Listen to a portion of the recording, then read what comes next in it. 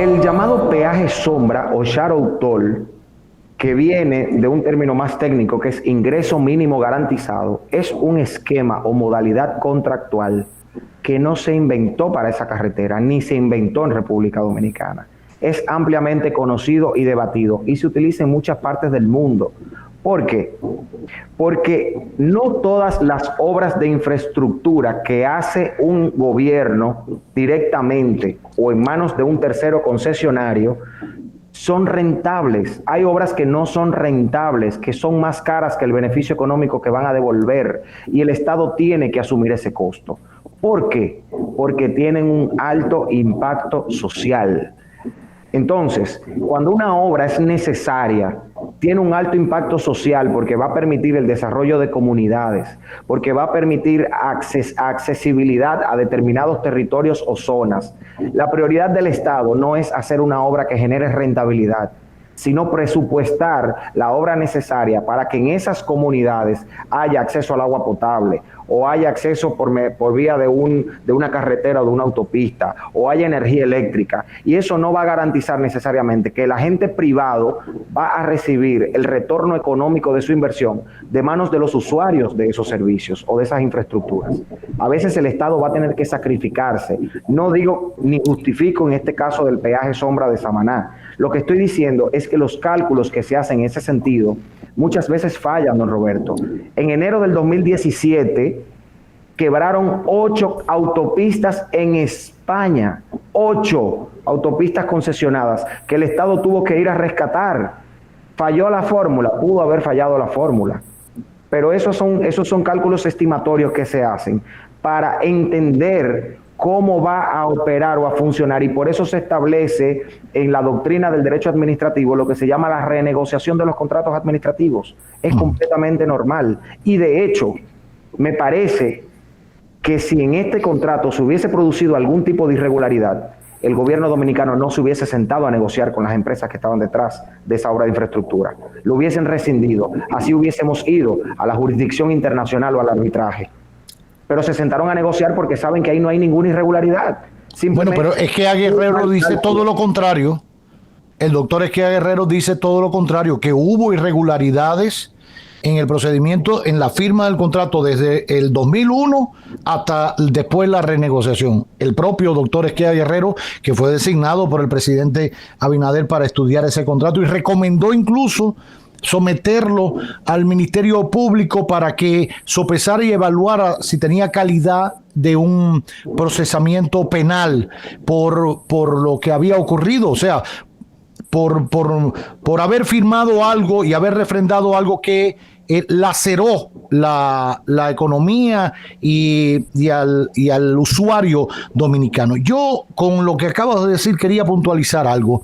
Estoy de acuerdo contigo. En el caso de las carreteras, casi siempre, las que no son concesionadas, terminan siendo subsidiadas por los gobiernos. Es el gran problema que tiene la autopista Ámbar a Puerto Plata. O sea, o van a dejar ponerle un precio al peaje como el que tenía Samaná, porque es la única manera de ir recuperando ese dinero, o el gobierno tendrá que meterse como alianza público-privada y subsidiar ese precio, poner el precio como está en todos los peajes en esa autopista que se va a hacer en el futuro, y la diferencia subsidiarla de acuerdo al cálculo que determinen entre las partes para pagárselo. Es otro peaje sombra. Es la única manera de hacerlo, y lo van a hacer. Ahora, ¿cómo lo van a hacer? ¿Cómo van a fijar ese precio real del peaje, lo que cuesta pasar por la autopista Ámbar cuando se haga, versus el que el gobierno quiere para garantizar lo que decía Guillén? Bueno, que llegue esto allá, que haya más turistas que vayan para Puerto Plata, que vayan más seguros. El valor social de la obra, que lo tiene que aportar el Estado.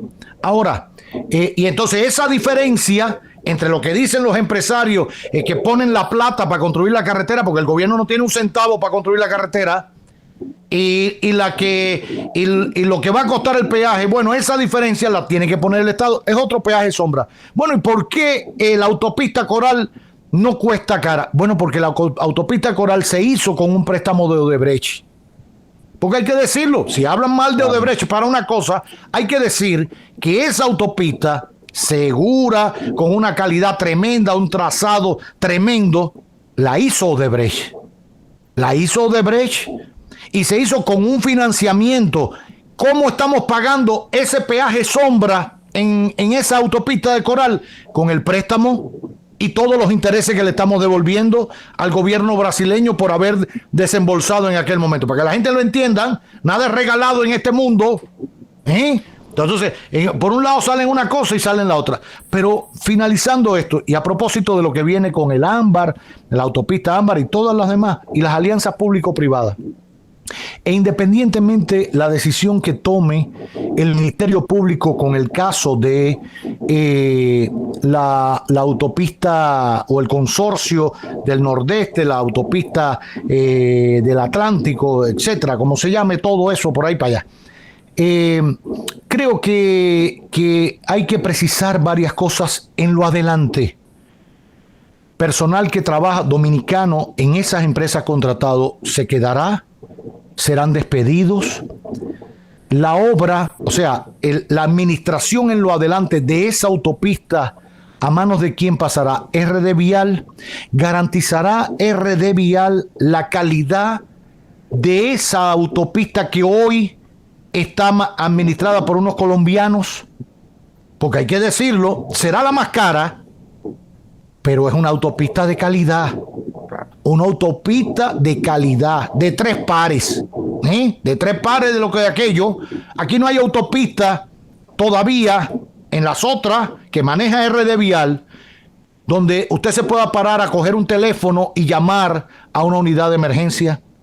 En esa autopista lo tienen.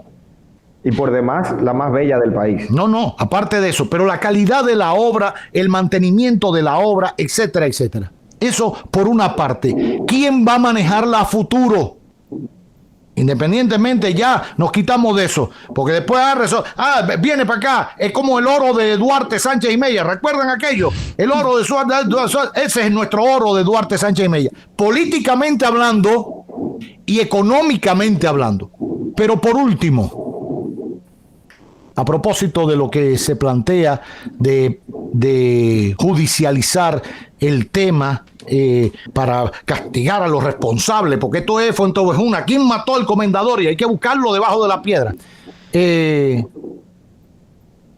Nunca, cuando lo vayamos a analizar, nos ubiquemos solamente en los nombres más sonoros, porque es muy bonito.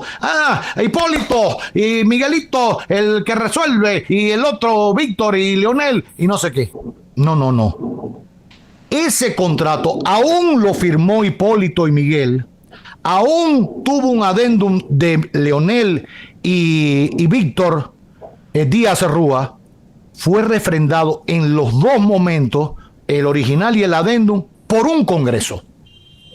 Entonces, si vamos a buscar responsables, no estoy hablando de culpables, responsables de esa obra o del mal cálculo del peaje sombra o porque lo que se fuere, hay que meter o todo toro o todo vaca, porque ya tenemos que salir de esta tontería de la persecución política, de judicializar la política, porque yo lo creo, y vamos de verdad a analizarlo. ¿Quiénes lo aprobaron? Incluyendo los legisladores, son responsables, tan responsables como los del Ejecutivo.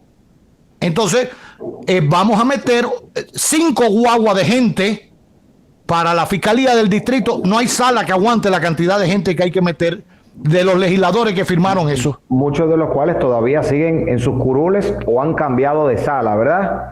Pero una puntualización muy breve ya, don Roberto, que no quisiera dejarla pasar.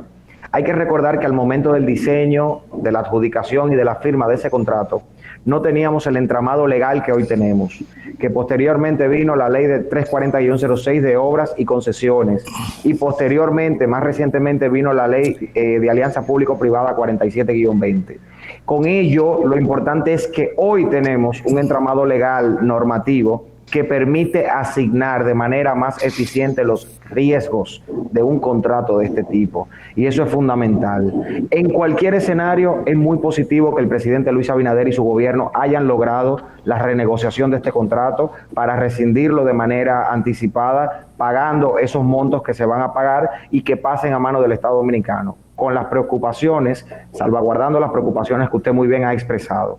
Pero no es un tema para politizar, no es un tema para politizar, porque es un tema de Estado. Ahora, lo cuestionable sería que se judicialice ese tema, porque si se llega a demostrar que hay o hubo irregularidades en el diseño, en la adjudicación o en la ejecución de ese contrato, sería muy cuesta arriba para el pueblo dominicano entender que su gobierno actual está negociando con personas que incurrieron en esas irregularidades para adjudicarse o financiar un contrato de ese tipo. Entonces, o estaba todo bien y podemos sentarnos en la mesa de la negociación, o estaba todo mal y debimos haber demandado la nulidad del contrato. No podemos estar bien con los empresarios y mal con los otros políticos de oposición. Hay que tener cuidado ahí. Déjelo ahí, que eso sí no tiene nombre.